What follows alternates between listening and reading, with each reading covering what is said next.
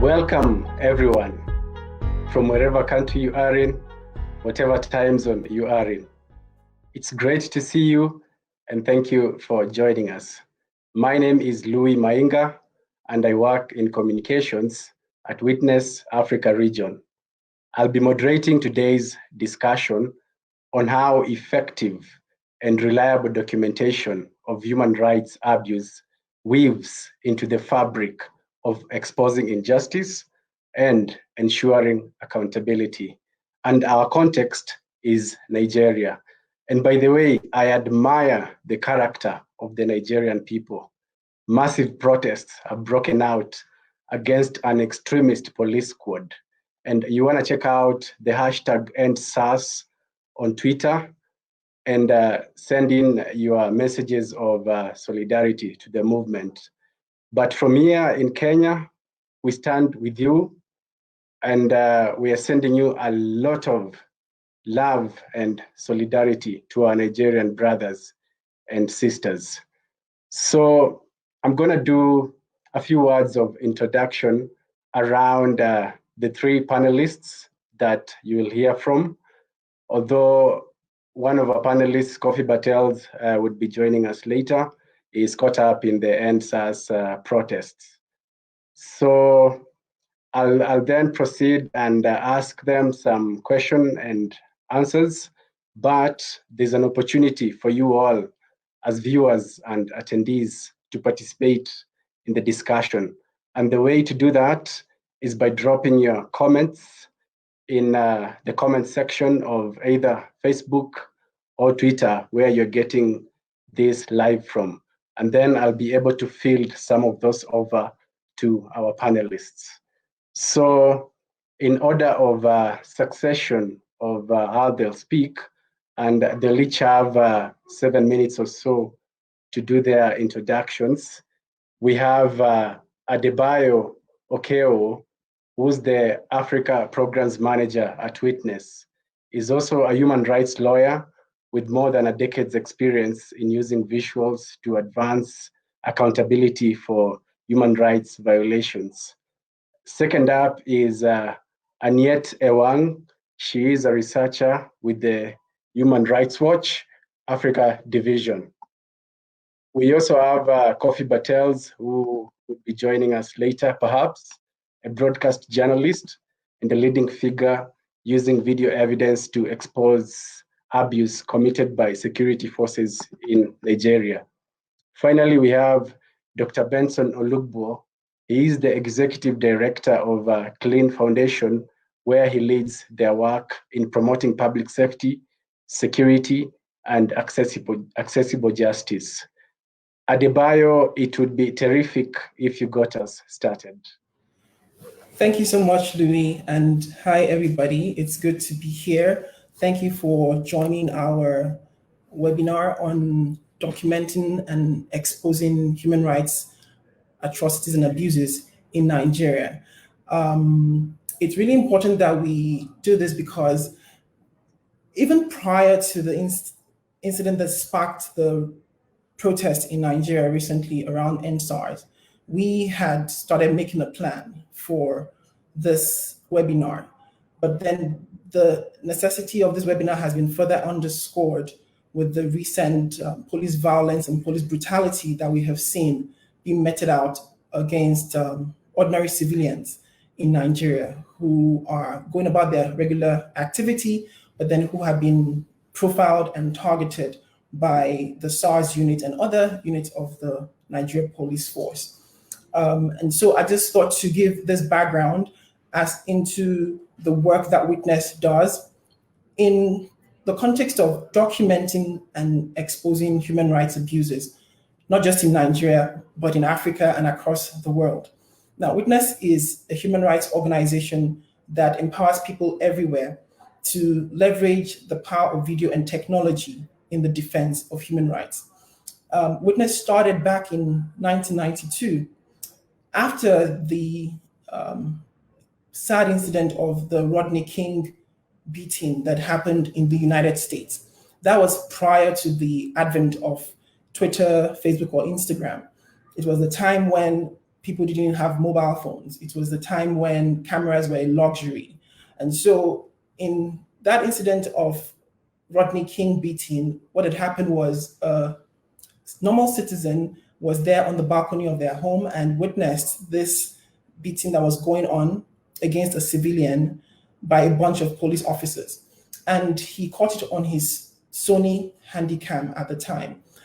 And he sent it to the local news channels and it went viral and it sparked a whole conversation and brought to the front burner all that the Black community had been saying for the longest time about police brutality and how people needed to pay attention.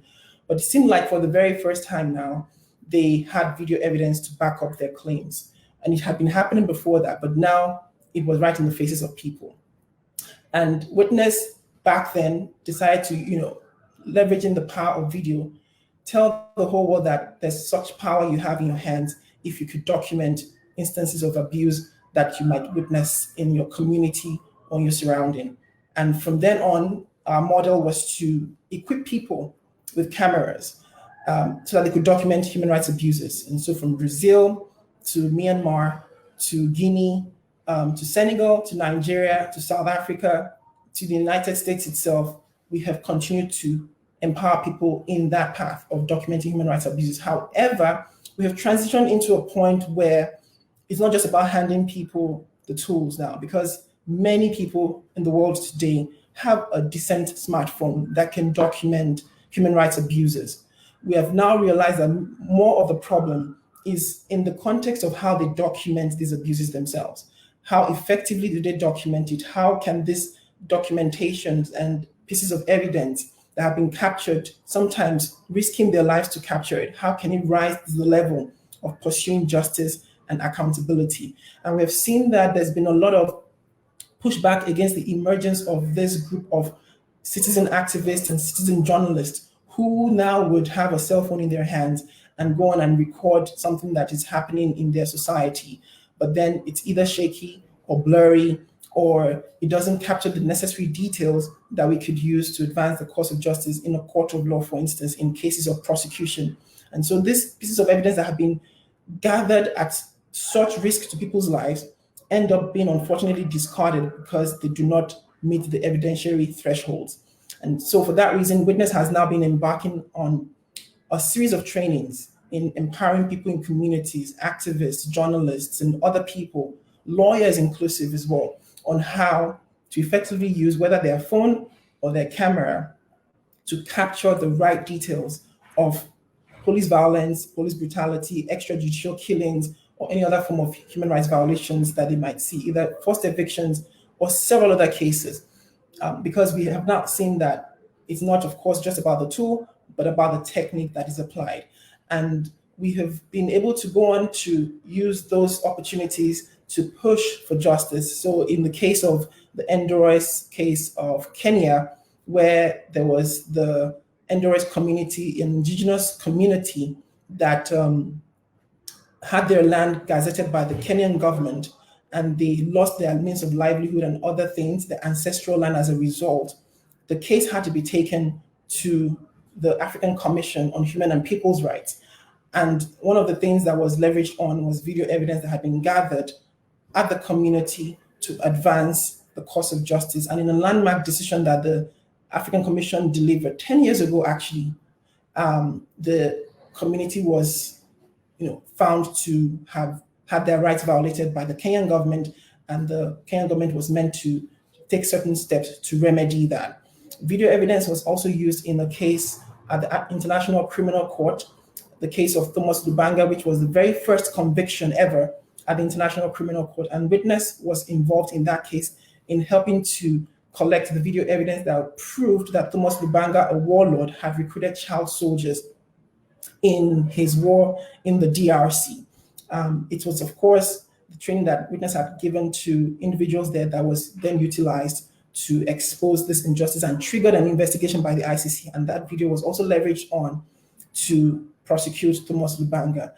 And we are beginning to now also see this filter down into many more domestic cases. But one of the other things that we have to also bear in mind in terms of documenting and exposing is video even though we prioritize the power that video has, it also must be recognized that it's not a silver bullet. So it must be used in conjunction with so many other strategies. So video does help bolster the case in a court of law or any other kind of accountability mechanism that is about to be launched. But you must bear in mind that even when documenting for the purposes of prosecution later on, there are certain steps to be taken, such as what are you capturing?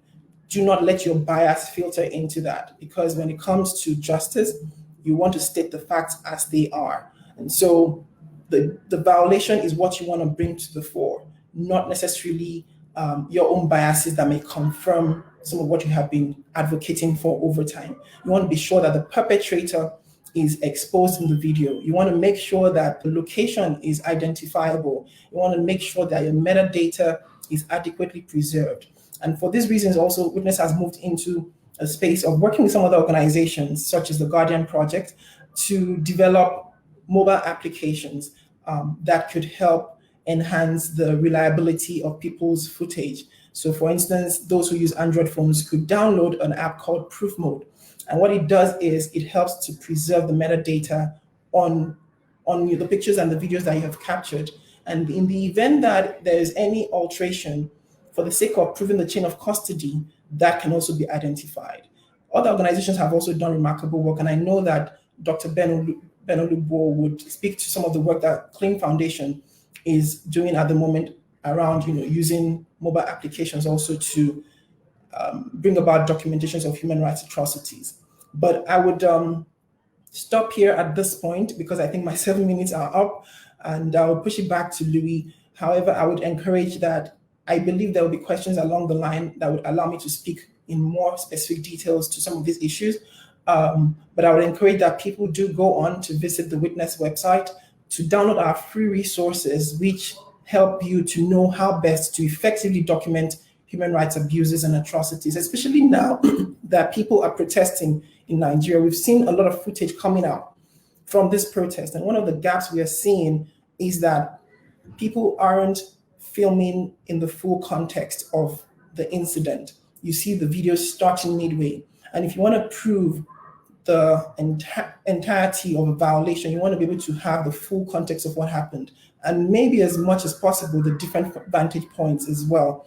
So those are some of the techniques that people need to bear in mind. It's not just about whipping out the phone or camera and filming.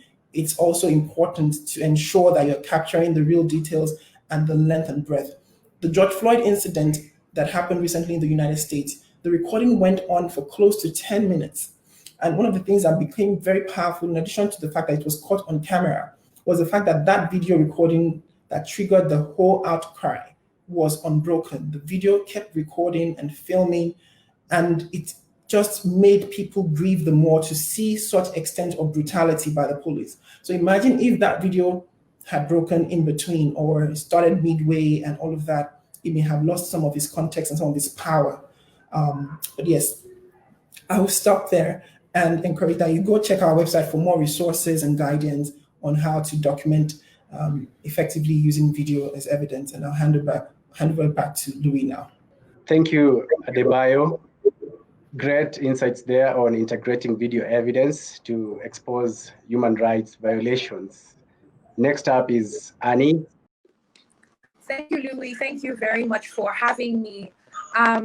So my name is Anietie Ewang, and I work with Human Rights Watch. For those who aren't familiar with the organization, Human Rights Watch is an international organization that defends the rights of people worldwide. We scrupulously investigate abuses, we expose the facts widely, and pressure those with power to respect rights and secure justice. And we do this in about 90 countries across the world. I'm the Nigeria researcher at Human Rights Watch.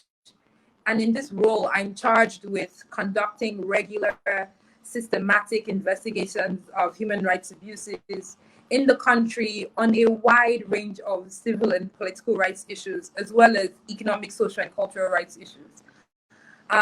While working in Nigeria, we really choose our focus on the issues that we address based on where we think our attention is most needed and where we can make a difference.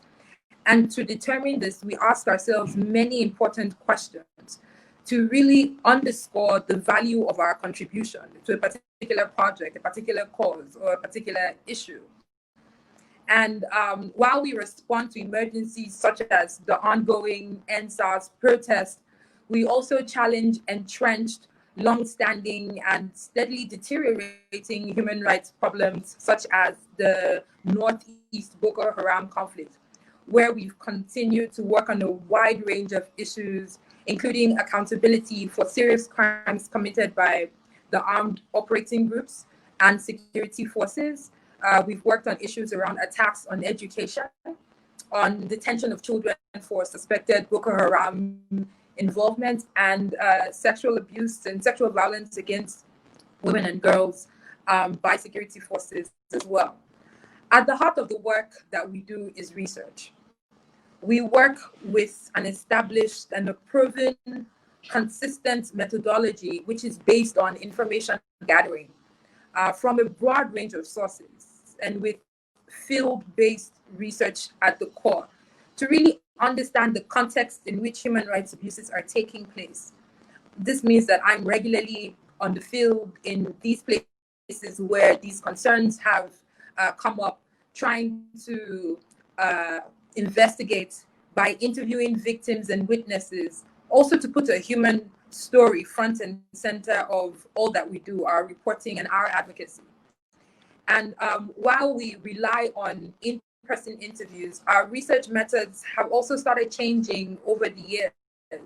And today we're using things like satellite imagery to innovatively track things like destruction of villages. And we also use open source investigations and big data to be able to understand patterns and trends.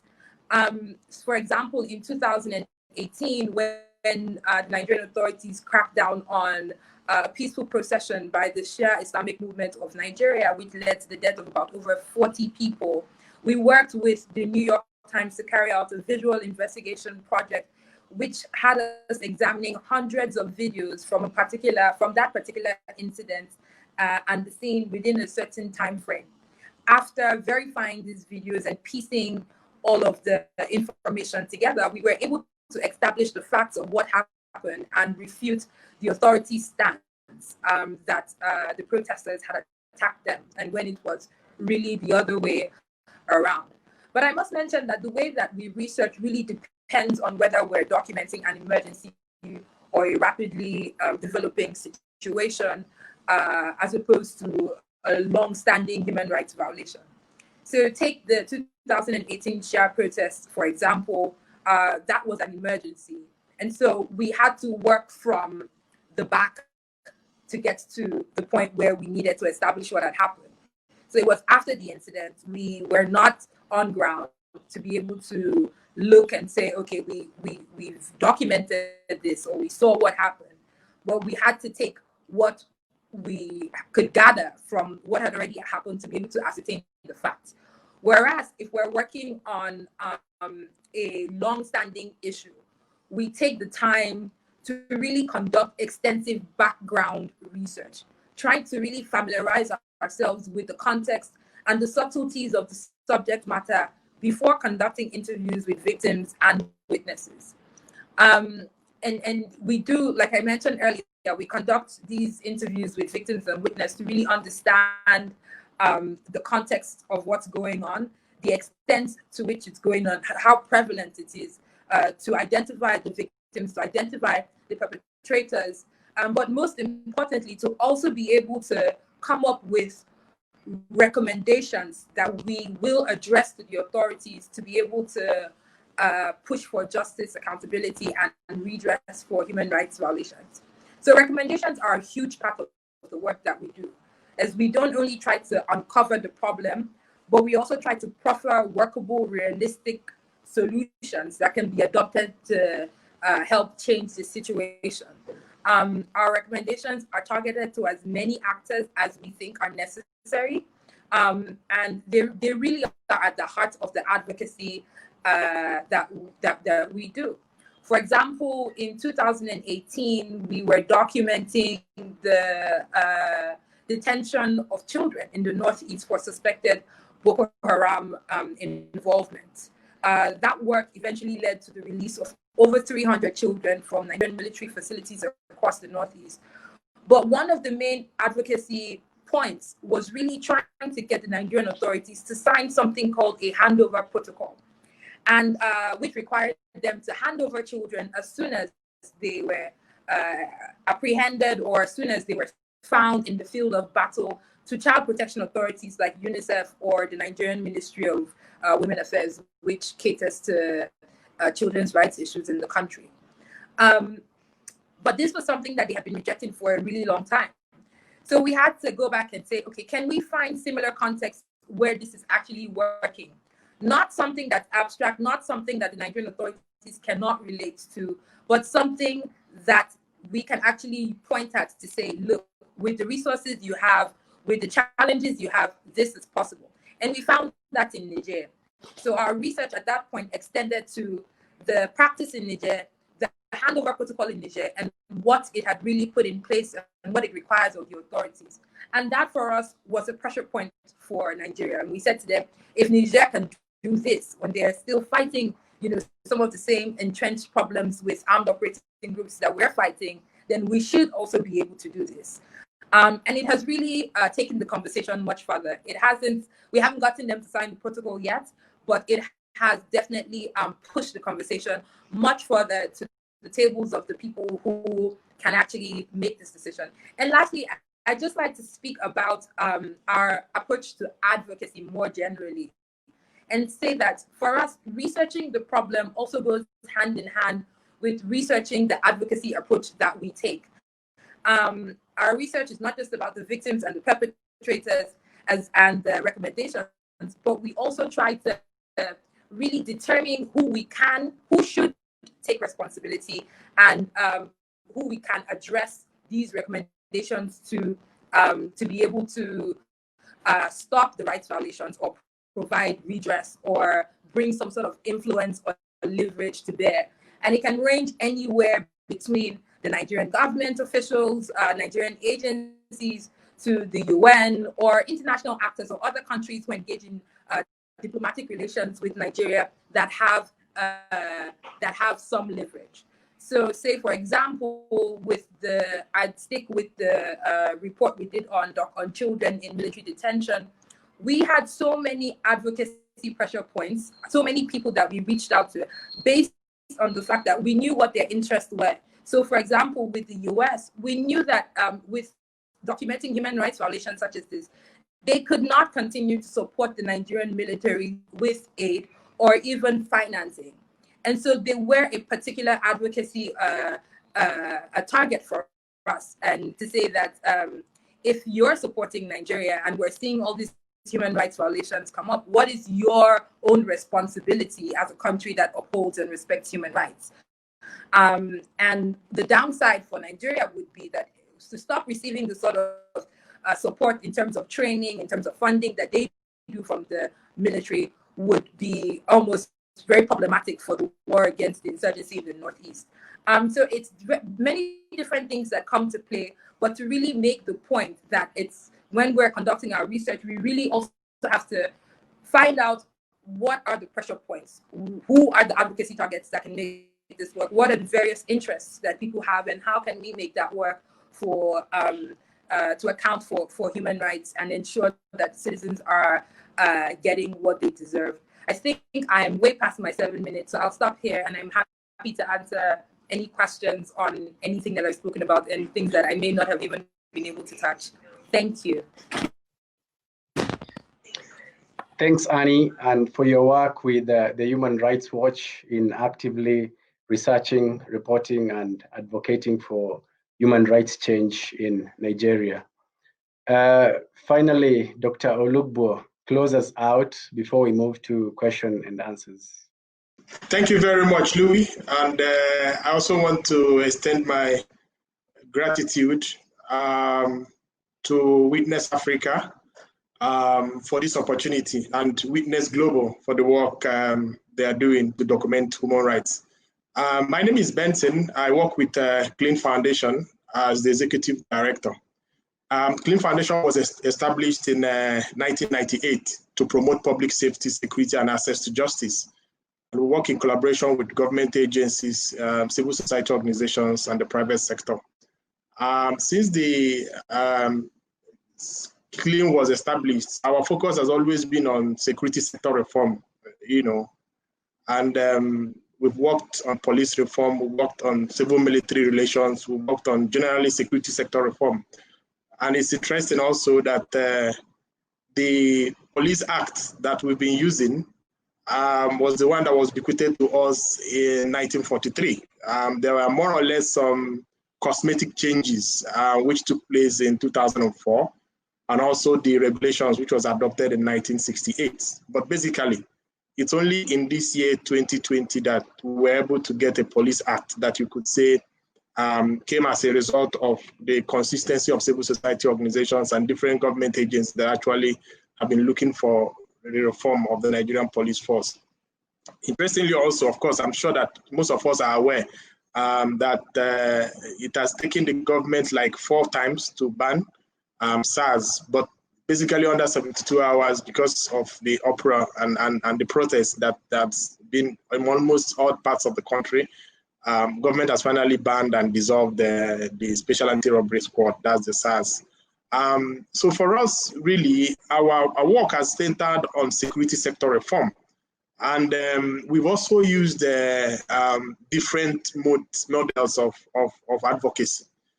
For example, during the 2019 general elections, we deployed a Taylor application to actually monitor the activities of security agencies who are deployed on election duty. And that application also helped us also to capture even some of the security officers who performed very well and those who did not perform very well, and even political talks. So it has opportunity for you to record voice and video and upload it in a secure server, And that actually helped us also for our INEC accredited observers who were moving from one polling station to the other, or who were stationed in a particular polling station, to actually understand what was happening during the election, and we were able to issue our press releases. But even before that, we had established what we call Stop the Bribes platform, which we used to track police officers who were collecting bribes along the checkpoints. And that, to an extent, helped the establishment of the Complaints Response Unit in 2016 by former Inspector General of Police, Solomon Arase. But interestingly, during the COVID-19 pandemic, Clean Foundation, in collaboration with different other organizations, set up the COVID Nigeria Security Support Group. And the idea of that security support group was actually to monitor the lockdown, the regulations, and how security agencies were implementing government regulations. If you had followed developments, you realize that we had more deaths during the lockdown at the early stages from extrajudicial killing and police brutality, and security agencies actually going overboard than the coronavirus. And so because of that development, we developed the Clean Mobile application. The Clean Mobile application is an Android and is open source application that actually we use citizen observers. So as at the time we were implementing that project, we had observers at all the local governments in Nigeria. So we had 774 local observers who were observing the conduct of security agencies on terms of the lockdown. We also had 36 coordinators and the FCT, whose responsibility was to coordinate the activities of these observers. And through the Clean Mobile application, we were able to receive several number of materials, both video and audio, and even a kind of questionnaire that was uploaded at the back end of the Clean Mobile application. And most of the information we received, of course, we have shared it with the National Human Rights Commission. We also shared it with the police, the Complaints Response Unit. We shared it with different government agencies and also other security agencies, including the military, including the civil defense, and even the customs and immigration, to remind them about their responsibility actually to protect the rights of innocent Nigerians. And also following that, during the Edo elections and the Ondo elections, we conducted what we call security threat assessments to understand what citizens were feeling.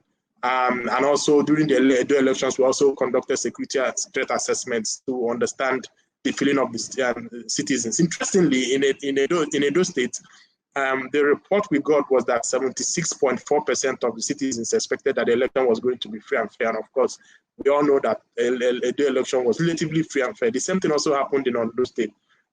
Notwithstanding the rising level of violence, issue of hate speech and political thuggery that had gone on Ondo State, 86% of those we had polled or surveyed actually predicted that Ondo election was going to be peaceful. And basically the election was peaceful, even though we noted several issues of vote trading by different and all the political parties actually. So the work of Clean Foundation is also to look at deepening the issue of security sector reform. And like we actually pointed out, that dissolving SARS and ending SARS is just a step towards other issues of police reform.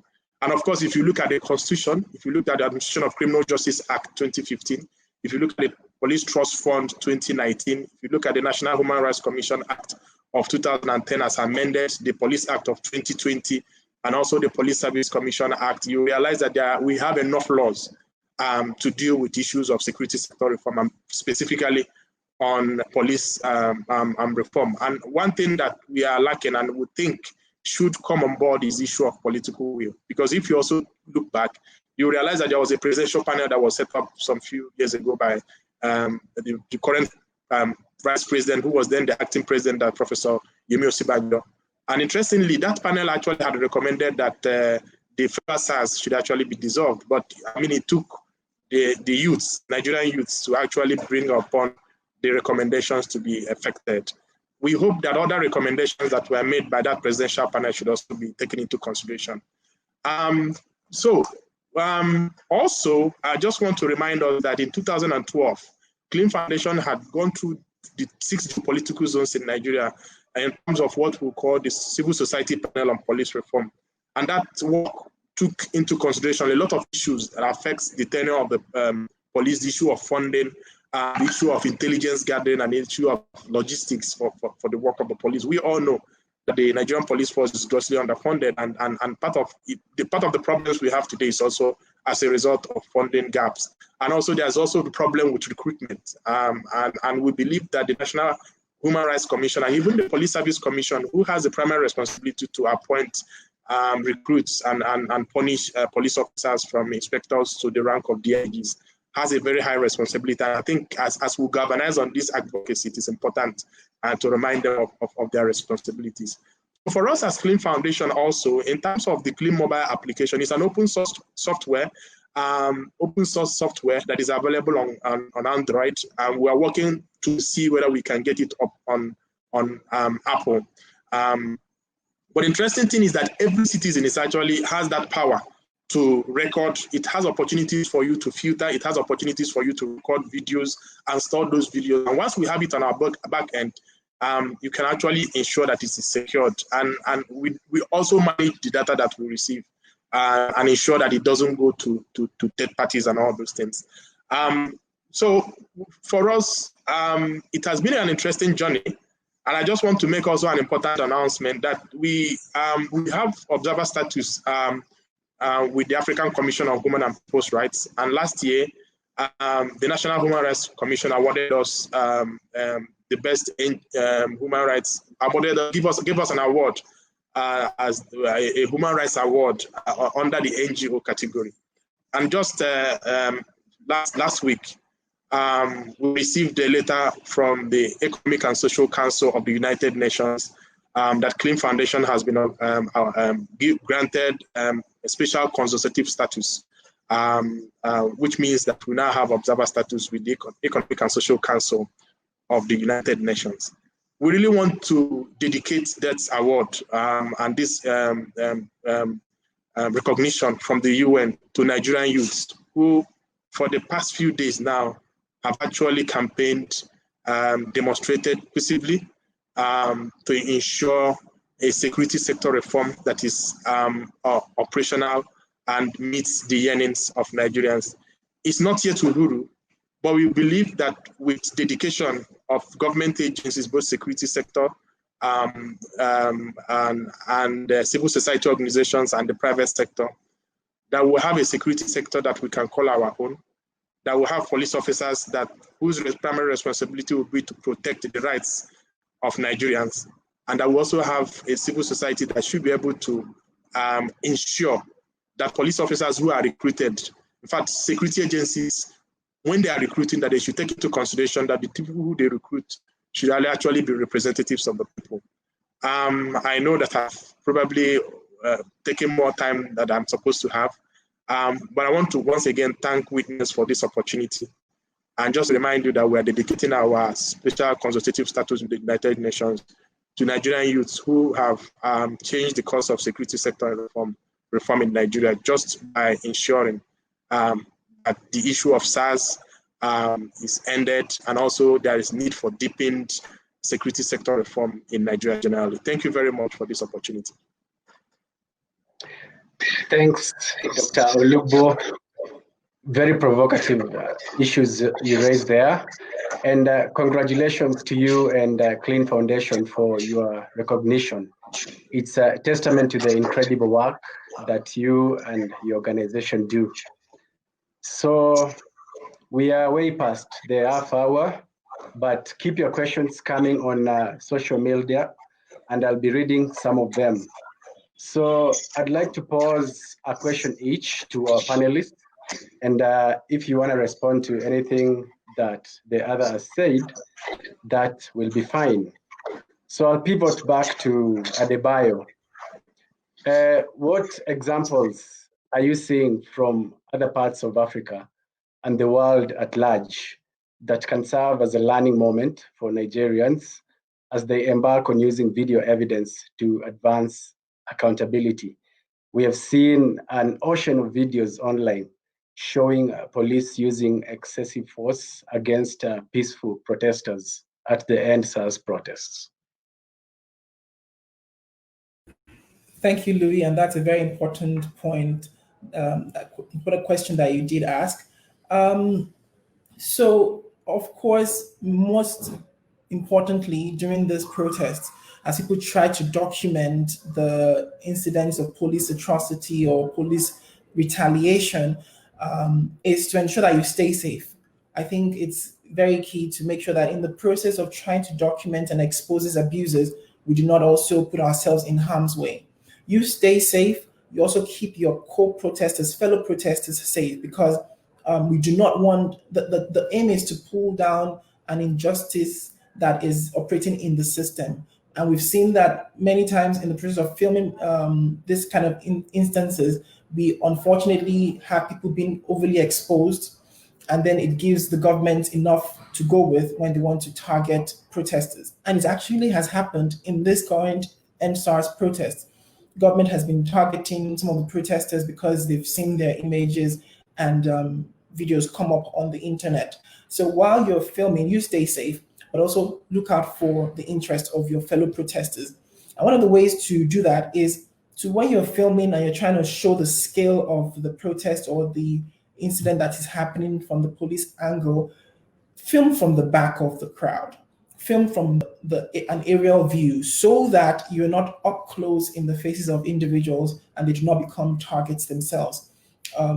There's also apps that Witness has developed that can help you blur out the faces of people so that they are not subject. So if you actually then film them and you really want to share that footage, you can blur out their image. So there's an app called Obscura Cam, and you can download that on the Android store, Google Play Store. Obscura Cam allows you to introduce a blurring of the face. And this is something that Witness has pushed for a lot because it also works within the intersection of the right to privacy. And due to the advocacy around this work, Witness has also gotten YouTube to adopt this tool for its own platform so that when people are posting onto YouTube, for instance, they can also blur out people's faces. This is very key because retaliation by government is very, very true. Another second lesson I think I might share with protesters that are engaging in trying to end SARS, or even just general incidents of human rights documentation and exposing abuses, is to live stream. And I think I mentioned this the first time. In the case of Kenya, we had an activist who actually, the police barged into her home. Her name is skipping my memory now, but I'm sure Louis would remember. The Kenyan police barged into her apartment, and before they barged in and broke in, without a warrant of arrest, she had started a live stream, and that alerted her network into the fact that she was at risk at the moment, and people were already mobilizing as to how they can make sure that she's protected and safe. They eventually, of course, got in. They took her into custody. They took her phone. But the good thing about the live stream is the document and the evidence is already on the internet. And so even if the police try to delete your footage or your recording, it's already there. The live stream is already online. Another thing is, from our work in the United States, we have seen that backing up your footage on the cloud is very key. So if you can't live stream, make sure you set your phone to automatically back up.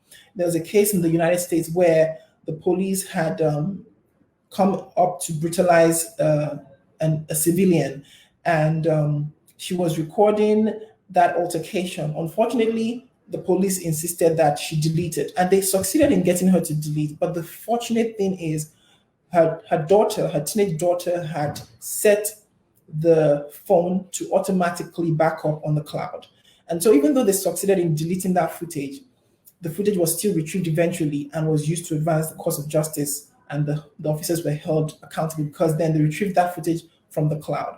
So we strongly also advise, if people are in these kinds of protests, to always try and back up your footage on the cloud. You could even run out of phone space or phone storage, so that when that happens, there's a second alternative backed up version of your footage on the cloud, which can always be accessed subsequently. An app like Eyewitnesses to Atrocity, developed by the organization called Eyewitness, is also a very good one because it automatically infuses that into part of its own operation, that it backs up a version onto the cloud even as you use that app. So I think these are some of the lessons that we've been seeing across Africa and outside the continent that could help, inform how protesters or other people who are documenting in Nigeria carry out that process of documentation. Louis? Thank you, Bayo.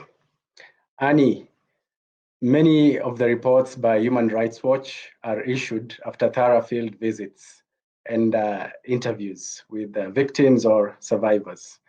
But it is not always possible to go into the field, maybe because it's unsafe or because government themselves have placed a ban, on human rights fact finders.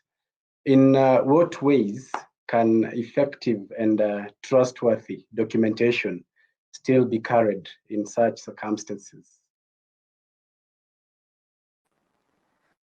Thank you, Louis. That is a context that I am very familiar with, just because I do a lot of work in the Northeast, which is quite insecure, and which also has a lot of restrictions by the authorities on where things and humanitarian workers can go or cannot go. But still, we hear instances of human rights violations coming from many communities that we have to document, that we have to confirm. And so we've learned to deploy a lot of different resources, apart from the traditional tools that we have come to be known for. One of which is remote interviews. So we have been able to coordinate with a lot of local groups, a lot of local activists, many community leaders who have been able to find very interesting ways to be able to get information across to them. Often very difficult for them because there are lots of problems with access to power, even for them to charge their phones, and just to be able to get reception in many remote areas.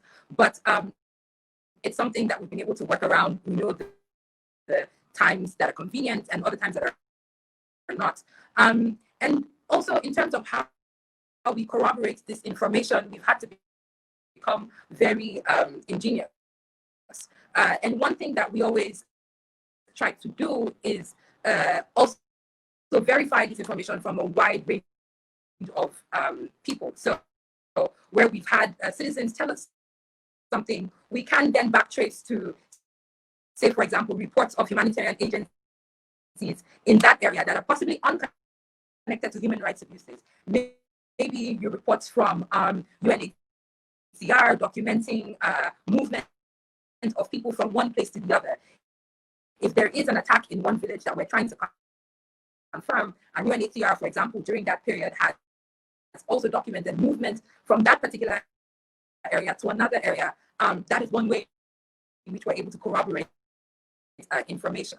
And essentially, we've also had to rely on a lot of new technology. I mentioned satellite imagery before when I spoke, and we've really come to rely on that to show us what an area looked like. Say, for example, when we're documenting destruction of villages or attacks that have led to people losing their homes and their livelihoods, their farmlands, we've been able to document before and after pictures of what had happened within that particular area with satellite imagery, and with the timestamps showing the dates, the time these photos were taken, the before and the after, we're able to really underscore mass village destructions, we're able to underscore massive attacks. And then we start to do the groundwork, which is connect these big pictures that we've seen to the victims who we're able to interview in some situations, or other people who witnessed the attacks and were willing to lend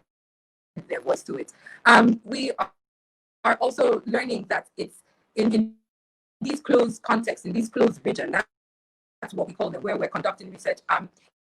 It takes quite a long time because of the extent to which the added responsibility to verify this information. So it takes quite a lot of time. It takes a lot of patience. It takes a lot of time. It takes a lot of resources from usually places that we would not, expect to go to find information. It's just all about going widely, going broadly to be able to verify the information that you find in areas where we can't go. And I just finished by saying that it's much more difficult than regular research, just because of the extent of verification that you have to go through. But just to ensure that we're still putting out work that we're proud of, and that without any dampening down on the quality, it's something that we are very happy to do. Thanks, Annie. Dr. Olugbuo.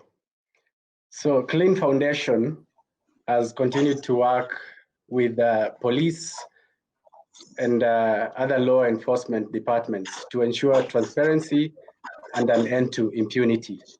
What will true accountability look like?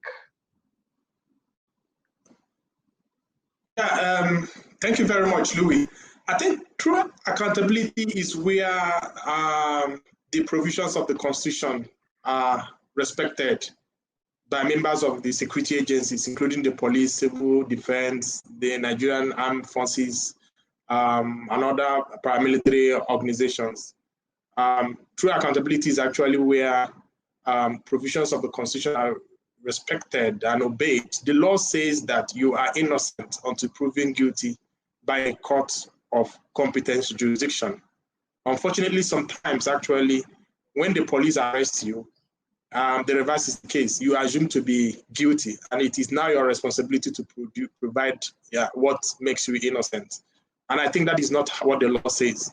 And then if you look at other laws, including the police regulations, the new Police Act, like I earlier on pointed out, Administration of Criminal Justice, the Anti-Torture Act, even the Constitution also provides for the dignity of the human person. We have seen instances where, because somebody is wearing a dreadlock, or the person has an iPhone, or is carrying a laptop, they are unfortunately branded as Yahoo boys. That is people who are involved in fraudulent activities. Unfortunately, it's not everybody who has a dreadlock. It's not everybody that has an iPhone. It's not everybody that has a computer that is involved in fraudulent activities. And I think it's a profiling. We've also kind of reminded security agencies even about parading, because most times people are arrested and they are paraded in front of televisions. And we see this as a dehumanization of the human person. And the Constitution is actually against it.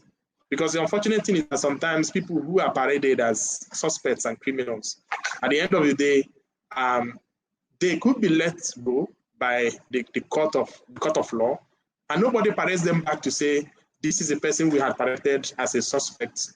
He's now not guilty. Nobody does that. And then newspapers carry these pictures, television stations carry these pictures. So there's a lot of profiling in Nigeria, and especially the young people.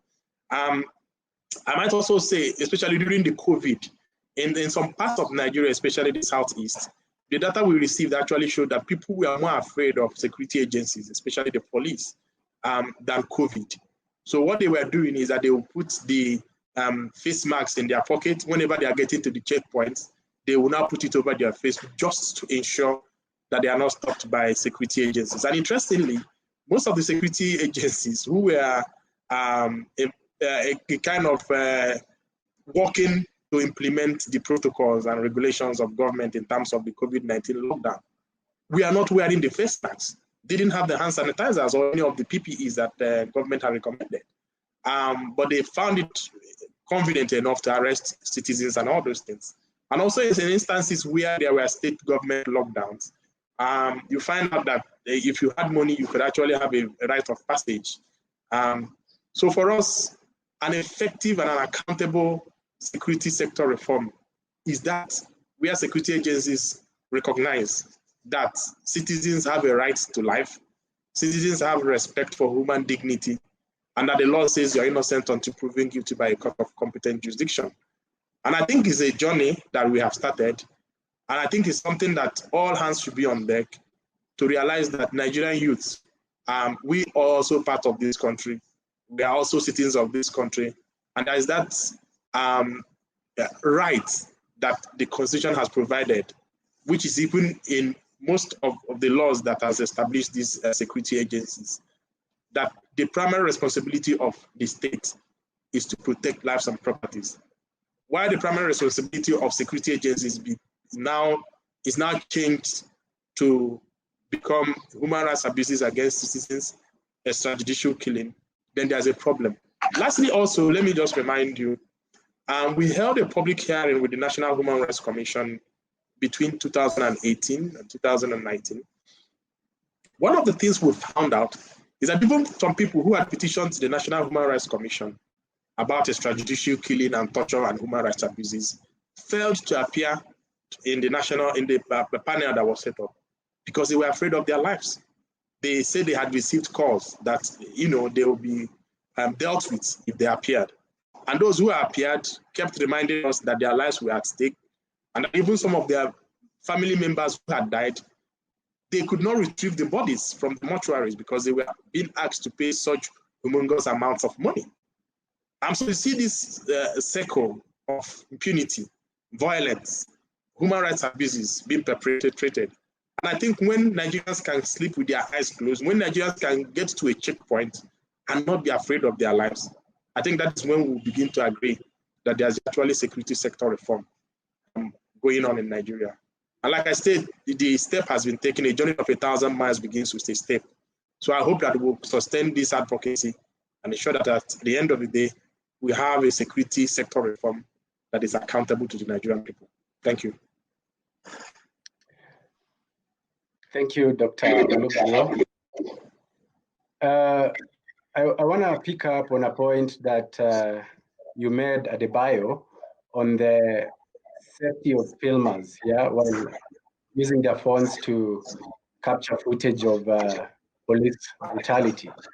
So how can we ensure that citizens do not face retaliation for filming police violence and brutality?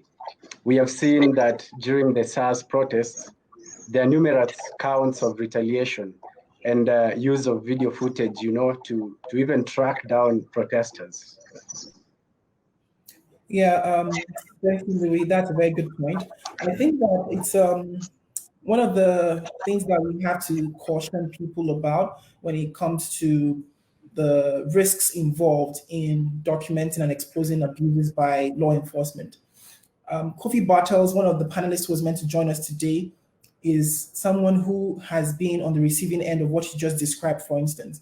He, as a broadcast journalist, was last year attacked by police officers while they were brutalizing some civilian, and Kofi Bartels decided to record the altercation as evidence. And then they went ahead to brutalize him, arrested him, tortured him, and jailed him, and threatened him with all kinds of stuff while he was in jail. I wish Kofi could have joined us, but I gotten a message from him just now that he's also really battling with some issues right now because of the NSAS protest going on in Port Harcourt. So he apologizes that he can't make it because that is his story. And it's a very significant one because it goes to the point of staying safe while you're still recording. Under international law, there's a guaranteed right to record and to film police officers because that's contextualized under the right to freedom of expression, which says you can receive and disseminate information. And the United Nations special rapporteurs have at different times also confirmed that during protests and other instances, people should have the right to record and it should be recognized. But we are not seeing that very well respected in Africa, in most parts of Africa, especially in Nigeria. However, you still have a right to record, but you just must make sure that if the police do tell you to step back, make sure you step back and not interfere, because then they would have a very good reason to say that, oh, you stood in the way of what they were working on, and then they could arrest you. Staying safe is very key. Recording from a distance is very important. And just ensure that you do not stand in the way of what they're doing. But you have a right to record. It's one of the things we continue to advocate for, and maybe some more case law can be had that would enable us to be able to push for that right more significantly in the context of Nigeria and other African countries. But until then, I think people just must pay attention to the safe guidelines that they can observe as they film police abuse.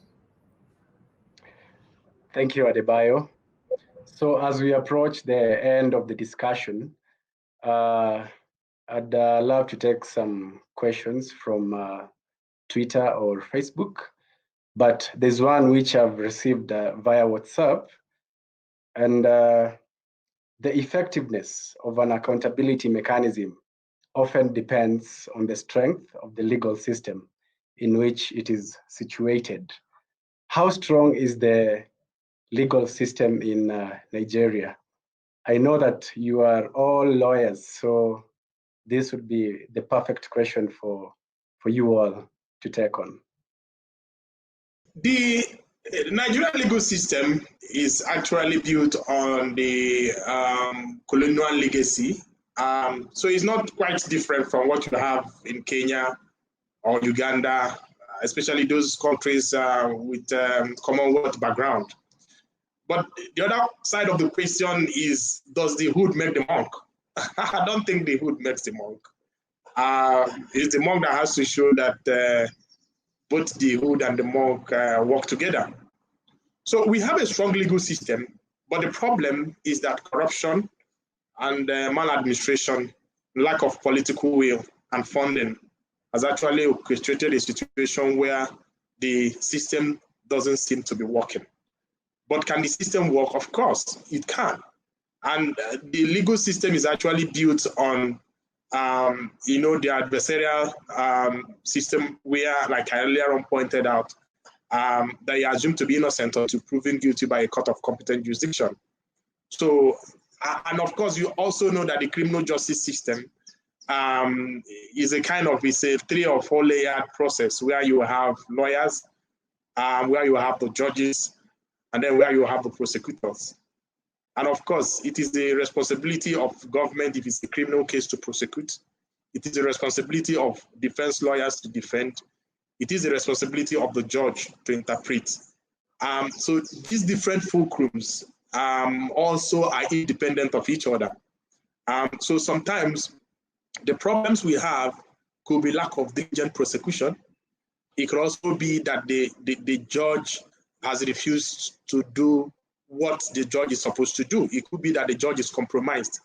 One of the problems we have had in Nigeria in terms of the legal criminal justice system is what we call awaiting trial, where people are arrested and they are kept in detention. And what prosecutors normally do is take you to a magistrate court, probably for an offense that they know that the magistrate court doesn't have jurisdiction. And then they leave you in a detention camp, in a detention facility. Unfortunately, sometimes the police officers, the people who are supposed to prosecute, are transferred to other places, case files get missing, and even when you go to the correctional services to request that people should be brought to the court of law, they will tell you that they don't have any fuel and that they've not been provided with logistics to travel. So what we have in Nigeria is that sometimes people who have committed crimes that could actually be sentenced for 3 years or 4 years or 5 years, unfortunately spend more years than they should have stayed if they were convicted. So our prison population, our correctional services, as we call them now, are full of people who are waiting trial. There's also the problem of lack of effective legal aid for individuals who don't have money to defend themselves. So unfortunately, you have people, why they are still in detention is because they are unable to afford the amount of money that the court has said that you need to pay for you to be released. Interestingly, also, we have seen instances where the provisions of the law are not actually kept. So since 2015, we have the Administration of Criminal Justice Act, which actually reels out the responsibilities of both prosecution, the police investigating, the fact that you can actually use recording for confessional statements, and that if somebody is arrested, he has the right to be interviewed in front of his lawyer and all those things. So the law, even the Constitution and the Administration of Criminal Justice Act, and even the current Police Acts of 2020, provides on how the legal system should work effectively. But one of the problems we are having is lack of political will to implement the law to the letter, the fact that there is funding gaps in terms of providing the necessary logistics to make sure that these provisions of the law are actioned by state agencies that are responsible. And then finally, the lack of political will. And the example I gave to you is very clear that the government set up a presidential panel to look into the issue of SARS. And the panel recommended that SARS should be scrapped. And government set up a small panel again to look at the recommendations. And that is the last we had until what happened some few days ago. So you can have a beautiful criminal justice system, you can have a well-functioning judiciary, you can have an effective bar association.